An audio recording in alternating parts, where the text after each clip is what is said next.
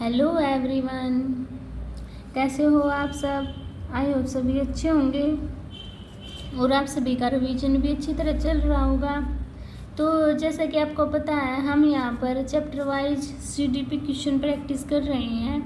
तो आज मैं आपके लिए सीडीपी का मॉडल टेस्ट पेपर 1 लेके आई हूँ, जिसमें सीडीपी के 30 क्वेश्चन दिए हुए हैं। इससे आपको पता लग जाएगा कि आपकी तैयारी कहाँ तक पहुँची है। ठीक है, ये आपके लिए एसटेट के लिए या फिर सीटेट के लिए या फिर एनी अदर टीचिंग एग्जाम जिसमें भी हमारा सीडीपी पोर्शन आता है, उसके लिए ये वीडियो बहुत यूज़फुल है। ठीक है, तो चलो अब क्वेश्चन नंबर 1 से स्टार्ट करते हैं। तो देखो, क्वेश्चन नंबर 1 में क्या दिया हुआ है। निम्न में से कौन सा कथन विकास के बारे में सत्य नहीं है। विकास अंत क्रिया का फल है। विकास एक व्यवस्थित श्रृंखला का अनुगामी है। विकास एक व्यक्तिगत प्रक्रिया है। विकास विशिष्ट से सामान्य की ओर होता है। तो कौन सा है जो हमारा विकास के बारे में ट्रू नहीं है। विकास अंत क्रिया का फल है, ये बात सही है हमारी। विकास एक व्यवस्थित श्रृंखला का अनुगामी है, सिस्टेमैटिक सीरीज है, ये भी सही है। विकास है जो हमारा एक इंडिविजुअल प्रोसेस है, ये भी बात सही है। विकास है ना जो हमारा विशिष्ट से सामान्य नहीं होता, सामान्य से विशिष्ट होता है। ठीक है, इसलिए ये क्या है हमारा फर्स्ट का फोर्थ ऑप्शन राइट हो जाएगा। ठीक है, अकॉर्डिंग टू क्वेश्चन। वैसे याद रखना, विकास कैसे होता है हमारा, सामान्य से विशिष्ट होता है। ठीक है, सेकंड देखिए क्वेश्चन। बालकों की सोच अमूर्तता की अपेक्षा मूर्त अनुभव एवं प्रत्यय से होती है। यह अवस्था कौन सी है। 7 से 11 वर्ष, 12 से वयस्क अवस्था तक, 2 से 7 वर्ष, जन्म से 2 वर्ष तक। तो मूर्त अनुभव यानी कि किसी चीज़ को देखकर या फिर इमेजिनेशन कर सकता है, तो कौन सी उम्र होती है वो 7 से 11 वर्ष तक। ठीक है, यानी कि सेकंड का ये ऑप्शन क्या हो जाएगा मेरा, राइट हो जाएगा। ठीक है, अभी देखिए थर्ड क्वेश्चन। निम्न में से कौन सा प्याजे के अनुसार बौद्धिक विकास का निर्धारक तत्व नहीं है। सामाजिक संचरण, अनुभव, संतुलीकरण, इनमें से कोई नहीं। तो कौन सा है जो प्याजे के बौद्धिक विकास से निर्धारक तत्व नहीं है। सामाजिक संचरण नहीं है। ठीक है, एक्सपीरियंस भी के बारे में भी प्याजे ने बताया था, इक्विलिब्रियम के भी बारे में बताया था, पर समसामयिक संचरण नहीं है। ठीक है, ये वाइगोत्स्की का था हमारा। ठीक है, तो थर्ड का ये ऑप्शन क्या हो जाएगा मेरा, राइट हो जाएगा। अभी देखिए फोर्थ क्वेश्चन। अधिगम के शास्त्रीय अनुबंधन सिद्धांत से संबंधित है। Thorndike, Pavlov, Kohler, Skinner. तो अधिगम के शास्त्रीय अनुबंधन सिद्धांत से कौन है हमारे संबंधित, पावलोव। ठीक है, यानी कि फोर्थ का बी ऑप्शन क्या हो जाएगा मेरा, राइट हो जाएगा। ठीक है, अभी क्वेश्चन नंबर 6 देखिए अपना।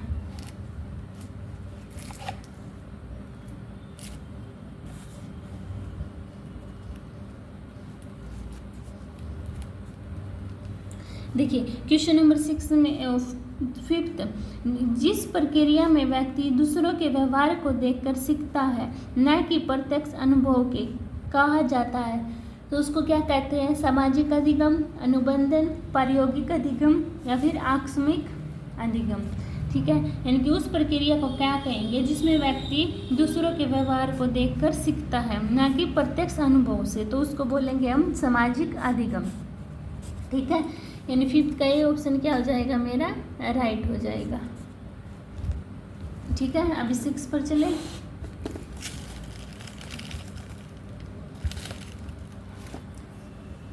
देखिए मेरा 6 क्वेश्चन क्या दिया हुआ है।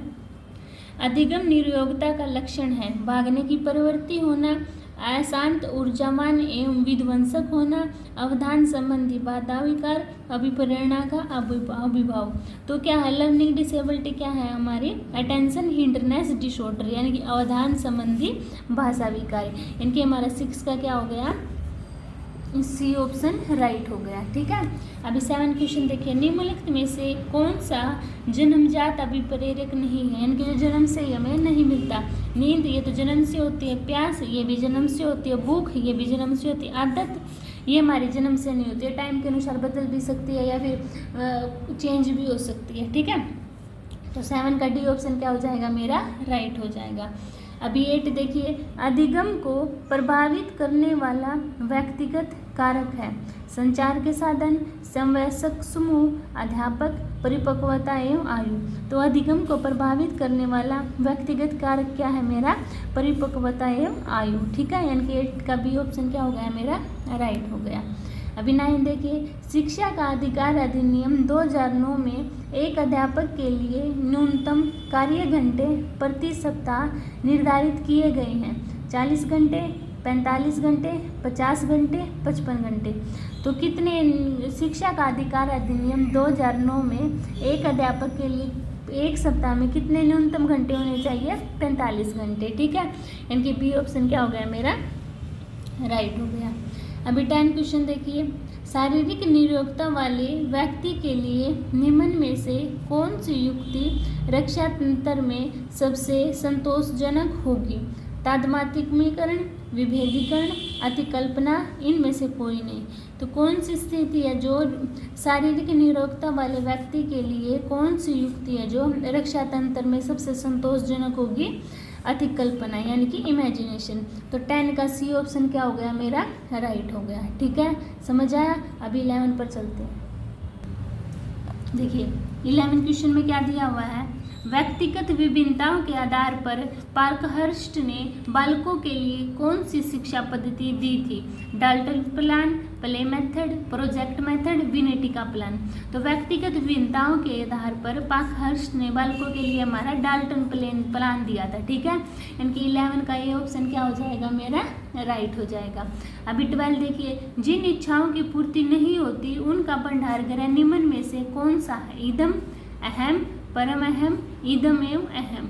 ठीक है, यानी कि जिन इच्छाओं की पूर्ति नहीं होती उनका भंडार गृह हमारा कहाँ होता है? इदम में, यानी कि इड में। ठीक है, 12 का ये ऑप्शन क्या है मेरा? राइट हो जाएगा। अभी 13 देखिए, व्यक्तित्व एवं बुद्धि में वंशानुक्रम की नामात्र की भूमिका है, महत्वपूर्ण भूमिका है, अपूर्वानुमेय भूमिका है, आकर्षण भूमिका है। तो व्यक्तित्व एवं बुद्धि में वंशानुक्रम की महत्वपूर्ण भूमिका है, यानी कि 13 का हमारा बी ऑप्शन क्या हो जाएगा? राइट हो जाएगा। ठीक है, अभी 14 देखिए, गिलफोर्ड ने अभिसारी चिंतन पद का प्रयोग किसके समान अर्थ में किया है? बुद्धि, सृजनात्मकता, बुद्धि एवं सृजनात्मकता, कोई नहीं। तो गिलफोर्ड ने अभिसारी चिंतन प्रयोग का पद का प्रयोग किसके समान अर्थ में किया है? सृजनात्मकता में, यानी कि 14 का बी ऑप्शन क्या हो गया मेरा? राइट हो जाएगा। ठीक है, अभी 15 क्वेश्चन देखिए, मानव विकास किन दोनों के योगदान का परिणाम है? अभिभावक एवं अध्यापक का, सामाजिक एवं सांस्कृतिक कारकों का, वंशानुक्रम एवं वातावरण का, कोई नहीं। तो मानव विकास किन दोनों के योगदान का परिणाम है? वंशानुक्रम एवं वातावरण का, यानी कि 3 का सी ऑप्शन क्या हो जाएगा मेरा? 15 का सी ऑप्शन क्या हो जाएगा? राइट हो जाएगा। ठीक है, अभी 16 क्वेश्चन देखिए, व्यक्तित्व का पहला प्रकारात्मक वर्गीकरण प्रस्तुत किया था? थर्स्टन ने, हिपोक्रेटस ने, सैंडन ने, कैटल ने। तो व्यक्तित्व का पहला प्रकारात्मक वर्गीकरण हमारा प्रस्तुत किया था हिपोक्रेटस ने, यानी कि 16 का बी ऑप्शन क्या हो जाएगा मेरा? राइट हो जाएगा। कि क्या? व्यक्तित्व का पहला प्रकारात्मक वर्गीकरण हमारा हिपोक्रेटस ने प्रस्तुत किया था। ठीक है, अभी 17 क्वेश्चन देखिए, सृजनशीलता के पोषण के लिए एक अध्यापक को अपने विद्यार्थियों को रखना चाहिए? लक्ष्य केंद्रित, कार्य केंद्रित, लक्ष्य एवं कार्य केंद्रित, पुरस्कार प्रेरित। तो सृजनशीलता के पोषण के लिए एक अध्यापक को अपने विद्यार्थियों को रखना चाहिए कार्य केंद्रित, यानी कि 17 का बी ऑप्शन क्या हो गया मेरा? राइट हो गया। ठीक है, अभी 18 क्वेश्चन देखिए, स्किनर द्वारा प्रतिपादित अधिगम सिद्धांत कौन सा है? स्किनर का अंतर्दृष्टि अधिगम सिद्धांत, शास्त्रीय अनुबंधन सिद्धांत, क्रिया प्रस्तुत अनुबंधन सिद्धांत, या पर्यटन एवं भूल अधिगम सिद्धांत। तो स्किनर द्वारा प्रतिपादित अधिगम सिद्धांत हमारा कौन सा है? क्रिया प्रस्तुत अधिगम अनुबंधन सिद्धांत, यानी कि 18 का सी ऑप्शन क्या हो गया मेरा? राइट हो जाएगा। ठीक है, अभी 19 क्वेश्चन देखिए, सीखना व्यवहार में उत्तरोत्तर सामंजस्य की प्रक्रिया है, यह कथन है कोहलर का, वॉटसन का, स्किनर का, करो है व करो का। एक स्टेटमेंट आपके पेपर में जरूर आती है, हर बार 2 भी देखने को मिल जाती है स्टेटमेंट, ठीक है। क्या है? सीखना व्यवहार में उत्तरोत्तर सामंजस्य की प्रक्रिया है, यह कथन है कोहलर, वॉटसन, स्किनर, करो एंड करो। तो किसका कथन है हमारा? ये स्किनर का, यानी कि 19 का सी ऑप्शन क्या हो गया? राइट हो गया। अभी 20 क्वेश्चन देखिए, निम्न में से कौन सा अभिप्रेरणा का घटक नहीं है? प्रोत्साहन, अंतर्नोद, आवश्यकता, रटन समृद्धि। तो मोटिवेशन का है, कौन सा कंपोनेंट नहीं है? प्रोत्साहन, इंसेंटिव ये तो होता है, ड्राइव भी होता है और रिक्वायरमेंट आवश्यकता भी होता है ना। तो क्या नहीं होती? रटन समृद्धि, यानी कि रोट मेमोरी नहीं होती। और क्या है इस ऑप्शन के अकॉर्डिंग? डी ऑप्शन क्या हो गया मेरे क्वेश्चन के अकॉर्डिंग? राइट ऑप्शन हो गया, ठीक है। अभी 21 क्वेश्चन देखिए, अच्छे समायोजन की विशेषता है संवेगात्मक अस्थिरता, आत्मविश्वास में कमी, सहनशीलता, अनियमित दिनचर्या। तो अच्छे समायोजन की विशेषता है, कौन सी होती है हमारी अच्छे संवेगात्मक अस्थिरता, यानी कि उसमें जो इमोशनल, उनमें इंस्टेबिलिटी है, कोई स्टेबिलिटी है नहीं, ये तो हो ही नहीं सकता। आत्मविश्वास में कमी, डिक्रीज्ड कॉन्फिडेंस, नहीं, कॉन्फिडेंस तो हमारा इंक्रीज होना चाहिए। सहनशीलता होनी चाहिए, हाँ। और अनियमित दिनचर्या, यानी कि अनियमित इरेगुलर रूटीन, यानी कि कभी ये काम कर लिया कभी वो काम कर लिया, ये भी क्या है हमारे गुड एडजस्टमेंट के करैक्टरिस्टिक नहीं है। तो इनमें से कौन सी है हमारी? सहनशीलता, यानी कि 21 का सी ऑप्शन क्या हो गया मेरा? राइट हो गया, ठीक है। अभी 22 पर चलते हैं। देखिए 22 क्वेश्चन में हमारा क्या दिया हुआ है? व्यक्तित्व स्थायी समायोजन है जीवन के साथ, पर्यावरण के साथ, प्रकृति के साथ, उपरोक्त सभी।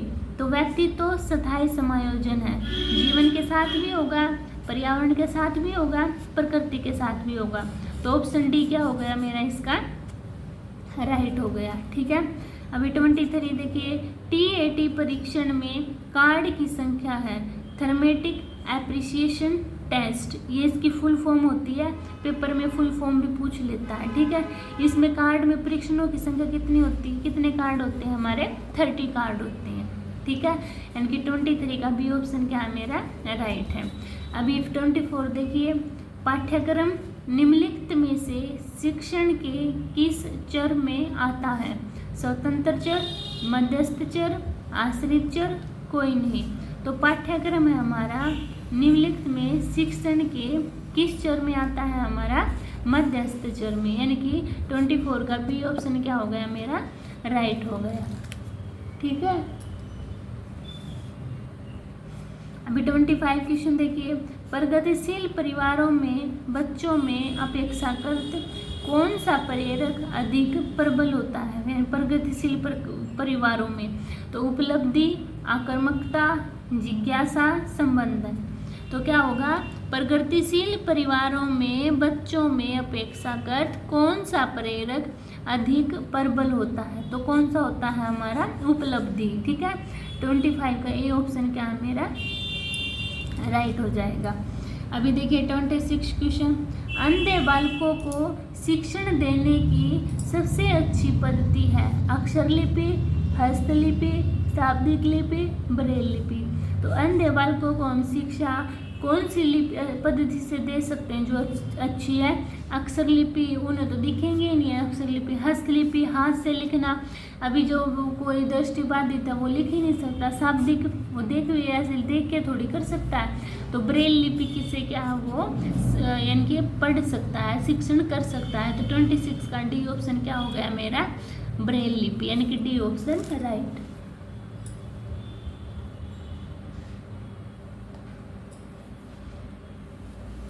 अभी 27 क्वेश्चन देखिए, बुद्धि के पदानुक्रम महत्व के सिद्धांत का प्रतिपादन किन्होंने किया? वाइगोत्स्की ने, टर्मन ने, बर्ट एम वर्नर ने, मैस्लो ने। तो बुद्धि के पदानुक्रम महत्व के सिद्धांत का प्रतिपादन किया था हमारा बर्ट एवं वर्नर ने। ठीक है, यानी कि 27 का सी ऑप्शन क्या हो गया मेरा, राइट हो गया। ठीक है, अभी 28 देखिए। 140 से अधिक बुद्धिलब्धि वाले बच्चों को किस श्रेणी में रखेंगे, प्रतिभाशाली, मूर्ख, प्रशासक का, सामान्य। तो जिनके IQ 140 से अधिक है तो वो होते हैं हमारे प्रतिभाशाली बच्चे, यानी कि 28 का ये ऑप्शन क्या हो गया मेरा, राइट हो गया। ठीक है, अभी 29 देखिए। डिसलेक्सिया मानक विकार का संबंध है मानसिक विकार, गणितीय विकार से, पठन विकार से और व्यक्तिगत विकार से। तो डिसलेक्सिया हमारा किसके संबंधित है, रीडिंग डिसऑर्डर से, यानी कि पठन विकार से। ठीक है, 29 का क्या हो गया मेरा, सी ऑप्शन राइट हो गया। ठीक है, अभी देखिए 30 क्वेश्चन। एक अध्यापक किसी समूह से समुदाय आधारित व्यक्तिगत विभिन्नताओं को समझ सकता है गृह कार्य के आधार पर, बुद्धि के आधार पर, आंखों के संपर्क के आधार पर, भाषा एवं अभिव्यक्ति के आधार पर। तो क्या है हमारा, एक अध्यापक किसी समूह से समुदाय आधारित व्यक्तिगत विभिन्नताओं को समझ सकता है गृह कार्य, बुद्धि, आंखों के संपर्क, भाषा एवं अभिव्यक्ति के आधार पर। तो किससे समझ सकता है वो, भाषा एवं अभिव्यक्ति के आधार पर। ठीक है, यानी कि 30 का हमारा डी ऑप्शन क्या है, राइट है। ठीक है, तो ये थे हमारा मॉडल टेस्ट पेपर 1। आप कमेंट करके बताना आपका इसमें कितना स्कोर बना है। ठीक है, अगर आपको ऐसे ही टेस्ट चाहिए तो आप कमेंट करके बता देना, मैं आपके लिए ऐसे ही जब तक स्टेट हमारा होगा 26 और 27 को डेट आई हुई है ना, तब तक मैं आपके लिए ऐसे मॉडल टेस्ट पेपर लेके आती रहूँगी किसी। ठीक है, और कमेंट करके बताना आपको वीडियो कैसी लगी। अभी मिलते हैं नेक्स्ट वीडियो में, तब तक के लिए बाय बाय।